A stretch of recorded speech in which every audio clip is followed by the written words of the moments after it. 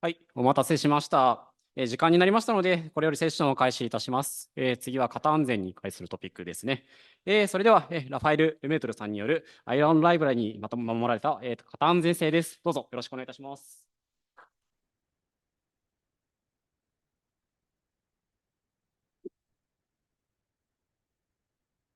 Hi everyone. It's an honor to be here. It's my first time in Japan ever, and I'll talk to you about refined types and more especially iron. Has anyone heard about refined types here? And iron? Okay. So let me introduce myself. I'm Raphael. I've been developing for nearly 25 years now and having fun with Scala for 10 years. I work as a senior backend staff engineer at Ledger. Ledger is the world leader in cryptocurrency security, but not only, as we're also securing digital assets such as identity and so on. We built an hardware wallet that stores your private keys, and around this, we develop a bunch of services, and that's where I work for backend services in Scala.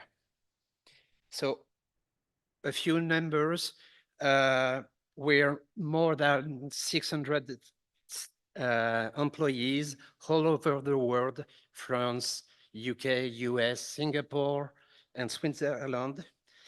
And we are using Scala for a whole services backend and backends that can handle on average 30K requests per second.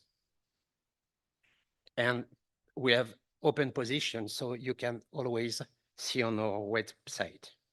So let me tell you a story. In a not so imaginary code base, we found this class definition describing a bank account number. So here you have 6 fields just defined with basic strings. So it's used simply here, and everything's good. But we found this code, and it's just, as you can see, the parameter are scrambled. And this compiles perfectly and can be shipped in production. So it's a problem. But we wanted to have fun and try this. And same thing. It compiles, and but at the runtime, it crashes. So we're using Scala. We can do a lot better than just using basic types. So first, maybe we can use type aliases. Here we define our 6 types, which are just basically strings, and use them in the case class definition. This looks cool, but at the end, it's just strings, and the problems we had before remain. But okay, so we move forward and use the value classes. We have to define a class per type for each field, and then use it. The same, it looks cool, a little bit more verbose, but readable. And this does not compile anymore because thanks to the types. But this one still work. It compiles and crash at runtime. So we need to handle invalid values. So we we add some requirement in our case classes, and I kept it simple for the sake of this conference, but it could be way more precise and so on. And when an invalid value is passed, an exception is raised thanks to the require. But in the production, an exception is rarely caught, and so it crashes. If we want to handle correctly invalid values, first, we define our error type, then use it. We define a smart constructor, and it's in its implementation, we just use either or. If you want to use validated from CATS or validation from Zayo, you can. And here, and you have to do this for all your 6 classes. But as it was told before, Scala 3 is 3 years old now, so let's use it. We can use opaque types. And here, this is the code for a single data type. We have here a zero-cost abstraction of your validated data, but it's still very verbose. So to sum up all the solution we came, this table shows, so in each column, what requirement we want in our code. So the first column is legibility, then the column 2, the strict parameter order, it has to be guaranteed. Then the validation for the third column. The fourth, it's referential transparency that we get from our either. And fifth column, the performance. And sixth, the code has to be the simplest and the more concise possible. And then the seventh, if we can have compile type checking, it would be perfect. As you can see, there's no solution that fulfill all our requirements. So there should be something smarter and shorter. Let me introduce you Iron, which is a library that enables all what we wanted. So what is it? It's a composable type constraint library that enables binding constraint directly inside a specific type. It was written in Scala 3 by another Raphae. And I'll show you how it's done. First, how do we define a constraint? It's just the single line. It's just an empty class. And then on this empty class, we define the how the constraints behave just by using Scala 3 features such as inline definitions and givens. Sorry. So using it is simple as saying my type as a constraint. So this compiles perfectly, but as we want a positive integer, this code leads to a compilation error with an explicit message saying that the value should be strictly positive. And you can compose constraints by using and union and intersections type, also thanks to Scala 3. Here, you have, as the first constraint fails, the message comes from it, saying it should be strictly positive. But if it's the second, the correct error message is given. So how does Iron validate the data? Here, this code looks good as you define a value and then define a variable, a constraint variable using this value, but this does not compile because here the compilator can't transform an int that's defined at line 1 to an int that is greater than 0 at line 2. So to fix this, we have two ways. First, the first way is just to inline the first value. So the compiler replaces at compile time the value term to its specific value here, 42, and then it compiles. Or you can use the refine unsafe method from Iron that is added as an extension method to the type, to the int type.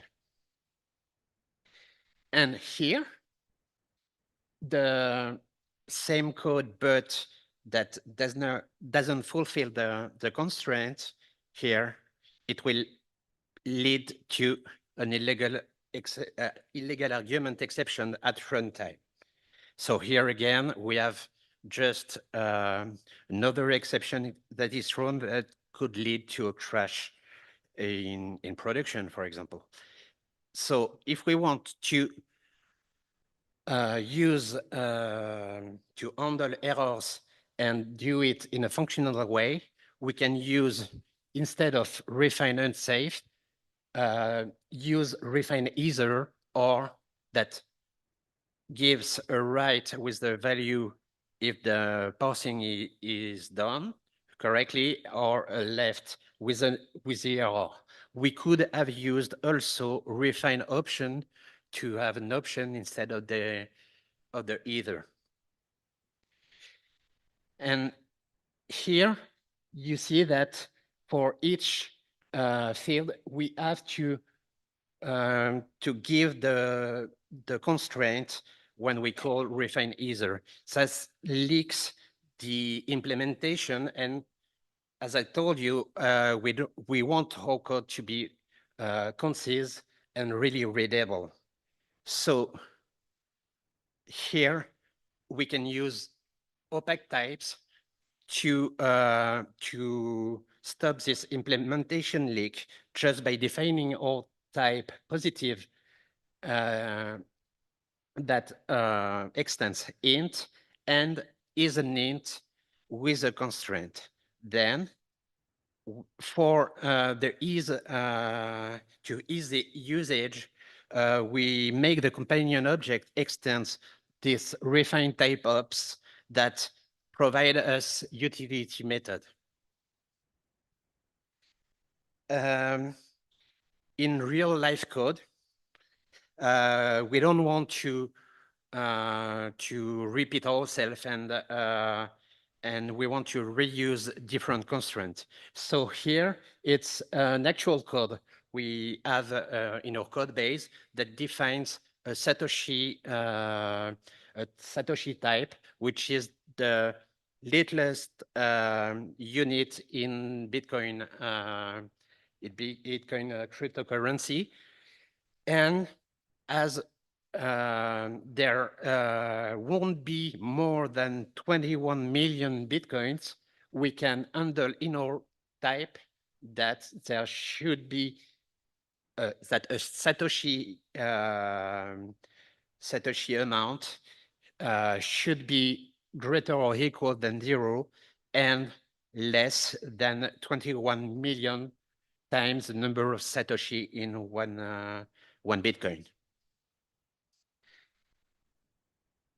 So just to mirror the table we saw before, with the same column, readability, strict parameter order, validation, referential transparency, performance, conciseness, and compile time checking. Here, Iron meets everything. But also in real life, we're rarely write vanilla Scala, and that's okay because Iron loves the Scala ecosystem. Whether you use CATS or Zio, there's some method that can gives back a validated or validation.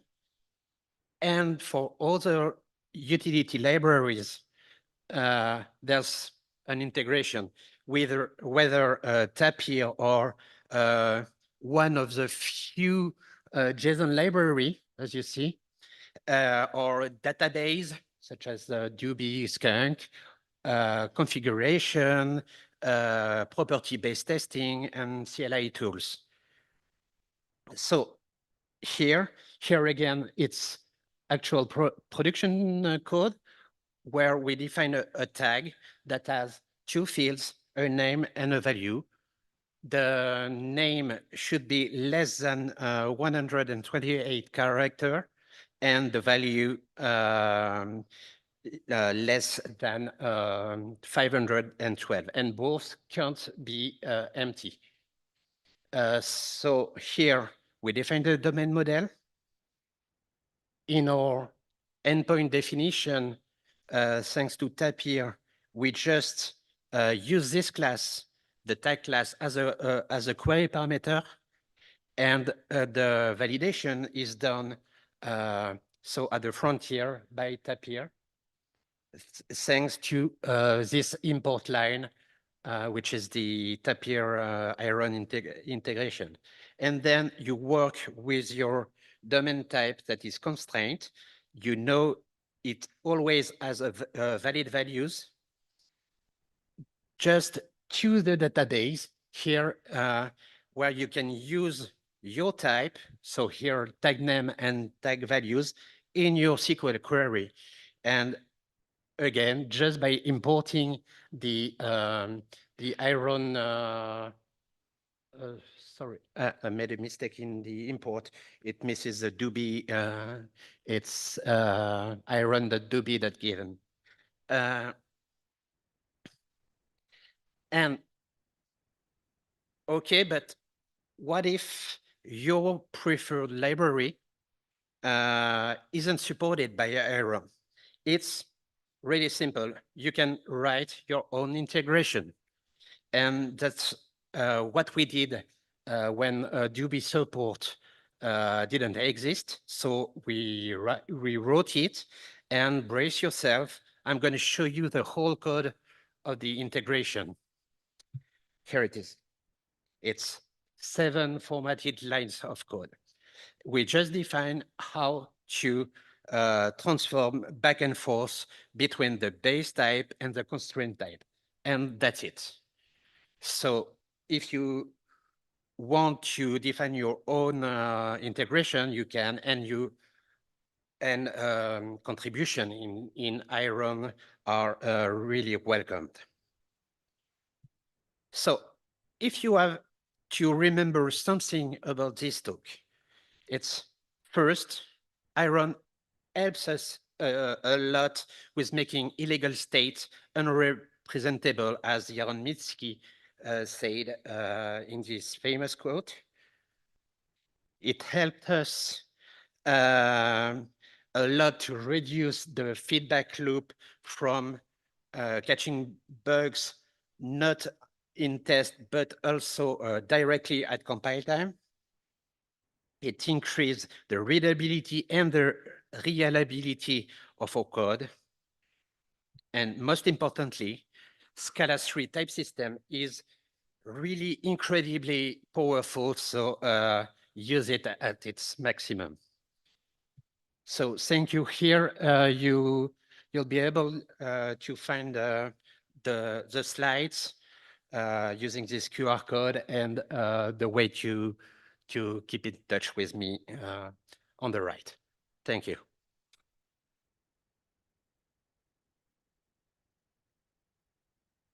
ありがとうございます。様々なインテグレーションもあって、とても使いやすそうなライブラリでしたね。はい。そうですね。途中で出てきた表なんかも毎日みたいな表でした。はい。では、質疑応答の方に移らさせていただきたいと思っております。質問がある方は、挙手の方をお願いいたします。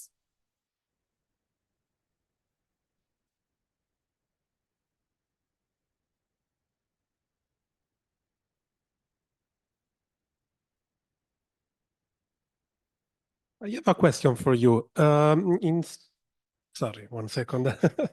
On a large code base, how these library affect the compile time? Because I was using Refined and I saw that on large code bases, it slowed down a little bit the compile time. Actually, when we moved from a custom solution before we used Iron, its compile time is actually faster with Iron than our in-house solution. And thanks to the Scala 3 compiler, compile time are really good. And I think it's Clever Cloud, a provider in France that has measured that using Iron and Scala 3, I think they divided their compilation time by at least 2. Okay, thank you. はい。ありがとうございます。他に質問のある方はいらっしゃいますか？挙手の方お願いいたします。お願いします。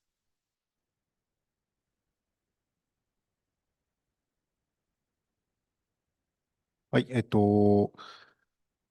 リデーションのところで、例えばデータベースの値などに依存したバリデーションをしたいみたいなケースあると思うんですけど、そういうのに対応できるのか、またはそういったことはやるべきではないのかといったご意見いただきたいです。Sorry, can you repeat the question? Should we avoid validation or maybe I didn't get it? そうですね。例えば、アイアンでそういったエフェクトというか、データベースとか、その外部の環境に応じたバリデーションができるのか、できないのであれば、あえてできないようにしているのかといったことをちょっと聞きたいですね。はい。Basically, what we want is to have only valid data inside our code base. So validation should be done at all borders, so from web, from database, because someone can modify the database without, manually. So we always want to have our data valid by using Iron. So forgot to say, but it can be used with Scala JVM, Scala JS, and Scala Native. So in fact, you can validate your data from the web form. Then it's done via the HTTP call, revalidated because it's a border, and then until your database. Does this answer your question? すみません。そうですね。ボーダーという意味ではそうなんですけど、例えば、ちょっと具体的な例で言うと、入力としてタイムゾーンの入力があったとして、ユーザーからタイムゾーンが入力されました。そのタイムゾーンが正しいタイムゾーンなのかっていうの、そのタイムゾーンのリストがデータベースとか、コードの外に保存されているっていうときに、IAM で検証する、ユーザーの入力を検証するためには、IO をしないと、その入力の検証ができないと思うんですけど、そういうことをやれるようになっているのか、やっていいのかっていうのがちょっと聞きたいポイントでしたね。Iron only validates what you're giving to it.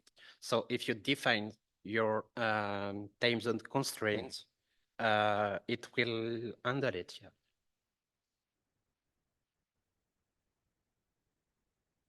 ありがとうございます。あ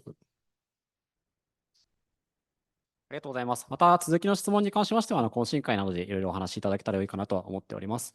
それでは、お時間にもなりましたので、このセッションはこれにて終了とさせていただきたいと思います。ありがとうございました。